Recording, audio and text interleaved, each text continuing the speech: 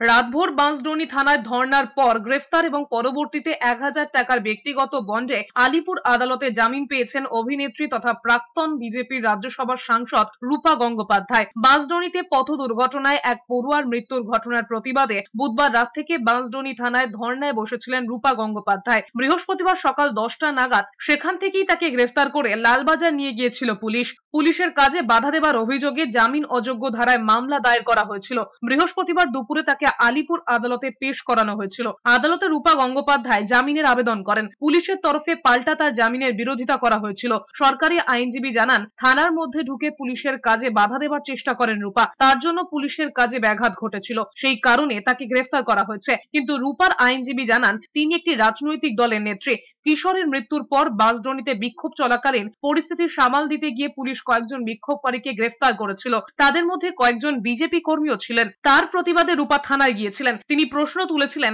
যে জেসিবির ধাক্কায় ছাত্রের মৃত্যু ঘটল তার চালককে গ্রেফতার করা হয়নি কেন? দুপক্ষের সওয়াল শুনে আলিপুর আদালতের বিচারক ১,০০০ টাকার বন্ডে রূপার জামিন মঞ্জুর করেন। ২০২৫ সালের ২৫শে ফেব্রুয়ারি এই মামলার পরবর্তী শুনানি হবে। এর আগে তাকে গ্রেফতার করে পুলিশ ভুল করেছে। আলিপুর কোর্টে প্রবেশের সময় এমনটাই জানিয়েছিলেন বিজেপি নেত্রী রূপা গঙ্গোপাধ্যায়। দেখুন, আপনি এরা তো মার্ডার কেস হবে না, এটা অ্যাক্সিডেন্ট কেস। এরা কি মার্ডার কেস হবে না, অ্যাক্সিডেন্ট কেস হবে। এবার অ্যাক্সিডেন্ট কেসেও এত বড় একটা মৃত্যু হয়ে গেল, তোমাদের যদি এতটুকু তোমরা কাউকে শাস্তি না দাও, প্যাকেট পর্যন্ত নিতে দিল না, আমাকে ধাক্কা মারতে মারতে হোট আউট করে ওই ওসি সাহেব কেন দিল, হঠাৎ কেন রেগে গেল? আমি বলছি আপনাদের এই রাগের কারণটা আমি বুঝতে পারছি না। আমার সাথে রাতভর খারাপ ব্যবহার করেননি। রূপা গাঙ্গুলিকে অ্যারেস্ট করা হয়েছিল গতকাল, আজকে অ্যারেস্ট করা হয়েছিল। গতকাল থেকে উনি ধর্নায় ছিলেন, হোল নাইট উনি থানা বাইরে ওয়েট করেছিলেন। জল অবধি উনি খাননি, ওনাকে জল অফার করেনি, ওয়াশরুমও যেতে দেওয়া হয়নি। এই অবস্থায় ভোরবেলা ওনাকে অ্যারেস্ট করে লালবাজারের মাধ্যমে আলিপুর কোর্টে প্রোডাকশন করা হয়। ওনাকে আজকে জামিন দিল আদালত। যদিও কলকাতা পুলিশ কমিশনার মনোজ বর্মা জানিয়েছেন, রূপা থানার কাজে ব্যাঘাত ঘটাচ্ছিলেন বলে তার বিরুদ্ধে আইনি পদক্ষেপ করা হয়েছে।